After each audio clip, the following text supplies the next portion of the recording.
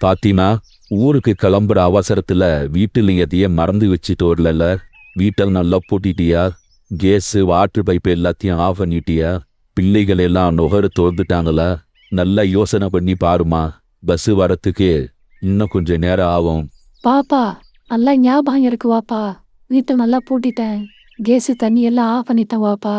பிள்ளைகள் நாங்க எல்லாமே நுகர தோல்தாச்சு வாப்பா.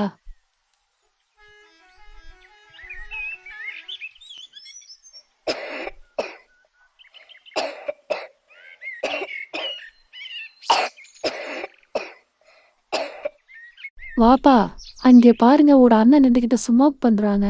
அந்த புகையினால பிள்ளைங்களுக்கு ஒரு இருமலா வருது.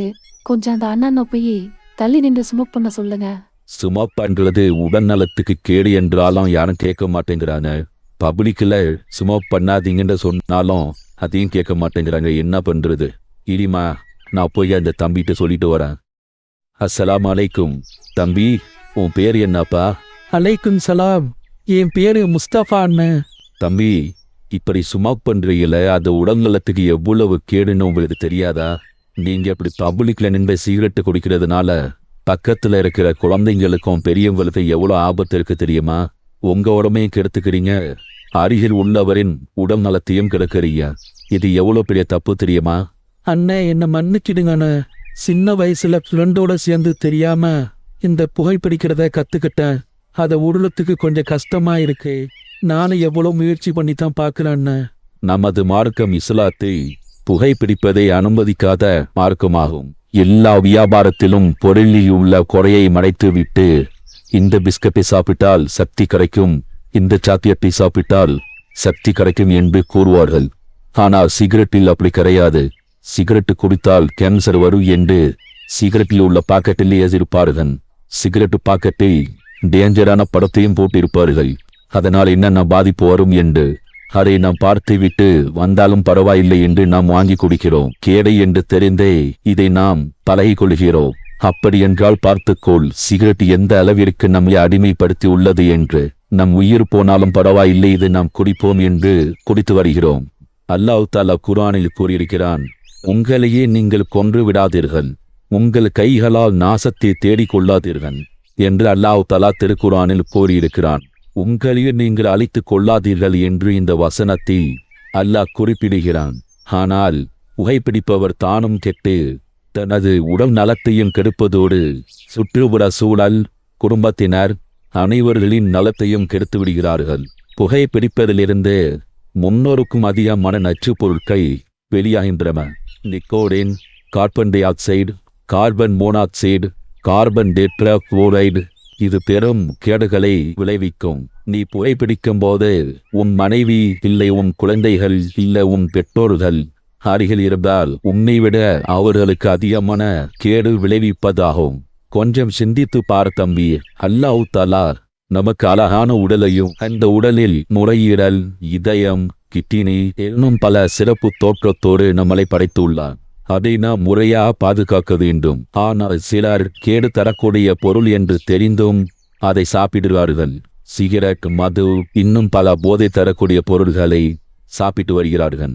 இதனால் நம்முடைய நுரையீரல், கிட்னி எல்லாமே பாதிப்படையும். இது அவர்களுக்கும் தெரியும். ஆனால் சிறிய அற்ப சோத்திற்காக இதை அருந்து வருகிறார்கள். அல்லாஹ் தஆலா திருக்குர்ஆனில் உங்கள் கைகளால் நாசத்தை தேடிக்கொள்ளாதீர்கள் என்று கூறியுள்ளார். ஆனால் இந்த போதை தரக்கூடிய பொருள் பெரும் நாசத்தை உங்களுக்கு உண்டாக்கும். நீ குடிக்கும் இந்த புகையினால் குடும்பமே பாதிப்பை உண்டாக வேண்டுமா உனக்கு? கொஞ்சம் சிந்தித்து பார். இந்த புகை பிடிப்பதினால் ஆண்மை இழப்பு, இதய நோய், புற்றுநோய், மூக்கு, வாய், தொண்டை, உணவு குழாய், நுரையீரல், சிறுநீரகம், சிறுநீர்ப்பை அனைத்தையும் அழித்துவிடும். கேடு தரக்கூடிய எந்த ஒரு செயலை நாம் செய்தாலும் நம் இஸ்லாத்தில் அது ஹராம். தனக்கும் பிறருக்கும் கேடு தரக்கூடிய இந்த புகையிலையும் நமக்கு ஹராம். நீ வாங்கும் இந்த சிகரெட் உனக்கு அது வீண் செலவும் கூட. இந்த பணத்தை நீ ஒரு ஏழைக்கோ இல்ல உணவு இல்லாதவனுக்கோ நீ கொடுத்தால் அது பெரும் நன்மையாக அமையும். அல்லாஹ் தஆலா திருக்குர்ஆனில் கூறுகிறான், மிதமின்றி செலவு செய்வோர் சைத்தானுடைய சகோதரனாக இருக்கின்றனர். சைத்தானோ தன் இறைவனுக்கு நன்றி செலுத்தாதவன். கொஞ்சம் சிந்தித்து பார்க்க வேண்டும். சிகரெட்டும் வீண் செலவுதான் நமக்கு. அதனால தம்பி, சிகரெட்டை நிறுத்திவிடு. உனது உடல் நலத்தை பாதுகாத்துக்கொள். நீ சிறிய வயதில் சில கெட்ட நண்பர்களோட சேர்ந்து இந்த சுமோக் பண்றத பழகியிருப்ப. ஆனா அதை விடுறது கொஞ்சம் கஷ்டம்தான். அதை விடுவதற்கு நீ முயற்சி செய்ய வேண்டும். உனது மனைவி மற்றை நினைத்துப்பார், அவர்களுடைய நலனை நினைத்துப்பார், மவுத்தை நினைத்துப்பார். அல்லாஹ்வுடைய குர்ஆன் வசனத்தையும் அல்லாஹ்வுடைய தூதர் நபி நாயகம் ஸல்லல்லாஹு அலைஹி வஸல்லம் அவர்களின் வாழ்க்கை முறையும் நீ கொஞ்சம் கடைபிடித்து வா. கண்டிப்பா இந்த பழக்கம் உன்னை விட்டு கொஞ்சம் கொஞ்சமாக போய்விடும். நீ சிகரெட்டு வாங்கும் அந்த காசை பசியால் உணவில்லாமல் இருக்கும் ஒரு மனிதனுக்கு உணவளித்துப் பார். பிறகு பசித்தவன் முகத்தில் ஒரு சந்தோஷம் தெரியும். அடுத்த முறை நீ சிகரெட்டு வாங்கும்போது அது வீண் செலவு என்று உன் மனதில் உறுத்தல் ஏற்படும். தயவு செய்து சிகரெட்டு பிடிக்காதப்பா. அல்லாஹ் தஆலா நமக்கு தந்த இந்த உடலையும் இந்த உடலில் உள்ள உறுப்பையும் நாம் இறுதி நாள் வரை அதை கண்ணும் கருத்துமாக பாதுகாக்க வேண்டும். நீயும் உடல் நலத்தோடு சந்தோஷமாக வாழு. நம்மளால் மற்றவர்களுக்கு எந்த கேடும் இல்லாமல் மற்றவர்களும் உடல் நலத்துடன் சந்தோஷமா வாழ கண்டிப்பா அல்லாஹ் உனக்கு ஆயில நீடித்து கொடுப்பான். அண்ணா கண்டிப்பா அண்ணா, நான் எவ்வளவு பெரிய தவறு செஞ்சிட்டேன்னு இப்போ உணர்ந்துட்டேன். எப்படியாவது முயற்சி செஞ்சு நான் சிகரெட்டு பிடிக்கிறத நிப்பாட்டிடுவேன் அண்ணா. நாம் தெரிந்து கொள்ள இஸ்லாம் ILT சேனலை சப்ஸ்கிரைப் பண்ணுங்க, லைக் பண்ணுங்க.